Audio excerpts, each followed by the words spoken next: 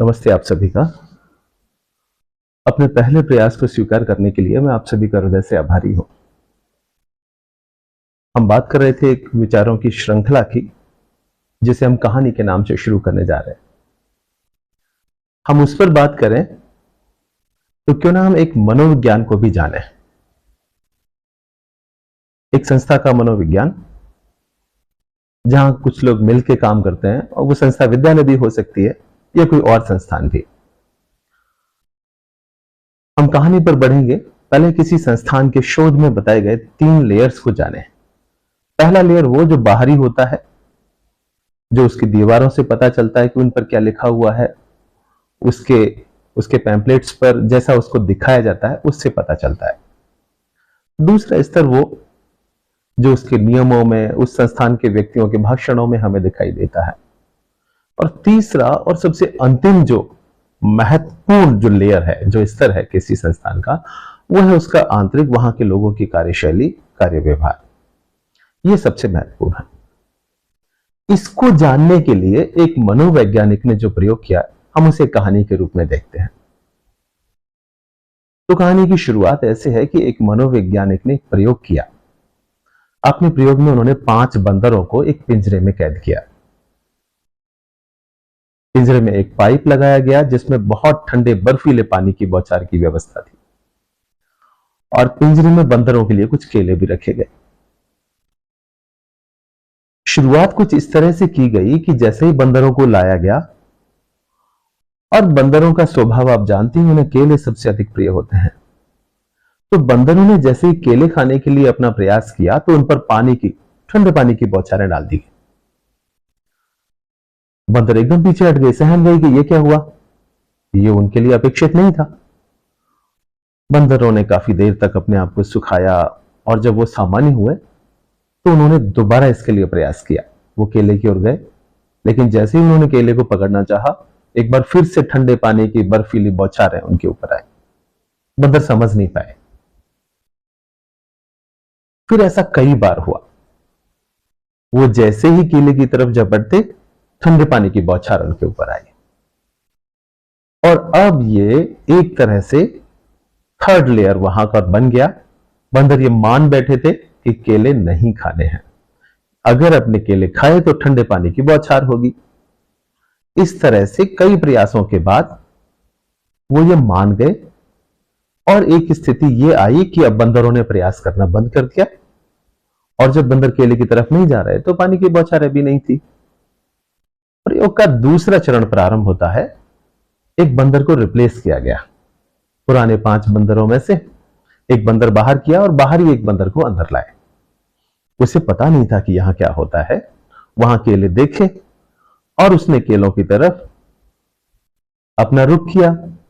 जैसे ही वो केले खाने की तरफ बढ़ा, बाकी जो 4 बंदर थे उन्होंने उसको पकड़ा और उसकी धुलाई शुरू कर दी, जम के उसको मारा। वो बंदर समझ ही नहीं पाया कि मेरे साथ क्या हो रहा है, ये लोग मुझे क्यों मार रहे हैं।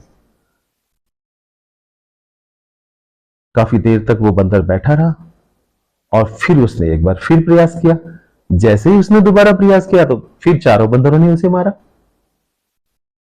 अब जब भी उसे प्रयास करना होता, सारे बंदर उसे मिलके मारने लग जाते। वो भी ये मान के बैठ गया कि केले की तरफ बढ़ेंगे तो पिटाई होनी है।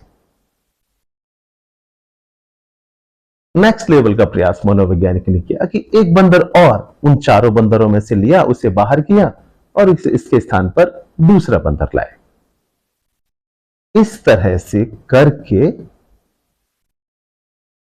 जब वो दूसरा नया बंदर आया और वो केले की तरफ झपटा, तो बाकी जो 4 बंदर थे, जिनमें एक नया बंदर भी था, उन सब ने मिलकर फिर उसको पूरी तरह पीटा।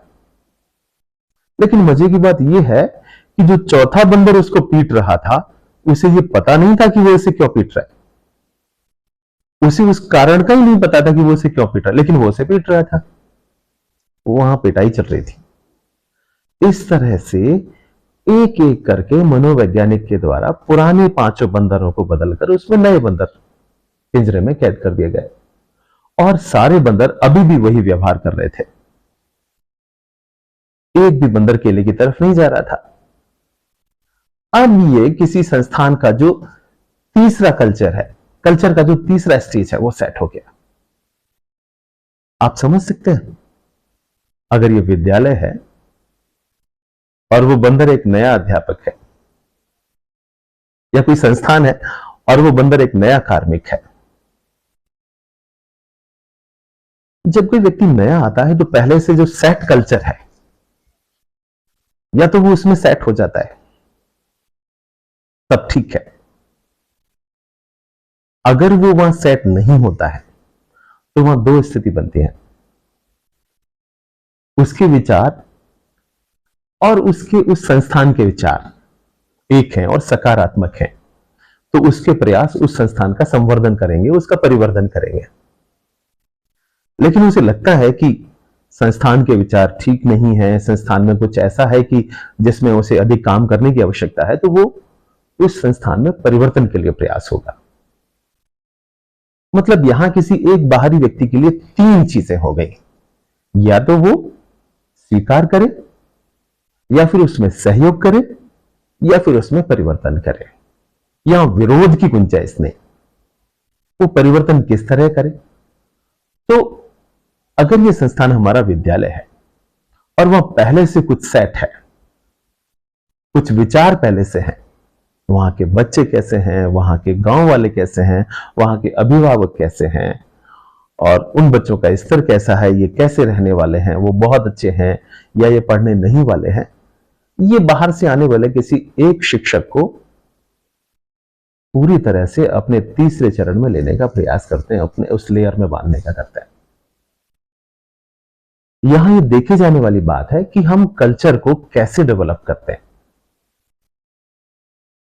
प्रयास किए जाने की आवश्यकता है कि हम अपने प्रयासों से पूरा ना बदल पाए, लेकिन वो सार्थक प्रयास करें जिसे किसी संस्थान को एक अच्छा संस्थान, किसी एक विद्यालय को एक अच्छा विद्यालय, या सीधे कहें तो विद्यार्थी केंद्रित विद्यालय। वहां जो परिपाटी चल रही थी, क्या वो विद्यार्थी के हित में थी? विद्यार्थी के साथ साथ विद्यालय और शिक्षकों के हित में थी? या फिर वहां बाहरी चर्चा करना आम बात था, व्यवस्था को दोष देना आम बात था, या फिर किसी चीज पर नाराजगी जाहिर करना यही एक आम चलन था? या किसी भी नए दायित्व को लेकर अपनी एक राय व्यक्त करना बजाय उस पर काम करने के ऐसा था? मुझे लगता है कि हमको इस दिशा में सोचना चाहिए। हमारे संस्थान का जो तीसरा स्तर है वो कैसा है, और हमें या उस संस्थान में, उस विद्यालय में आने वाले नए कार्मिक को क्या करना है, कैसे उसमें परिवर्धन, और अगर आवश्यक है तो परिवर्तन करना है, इस पर प्रयास करना है। एक बार पुनः आपका धन्यवाद।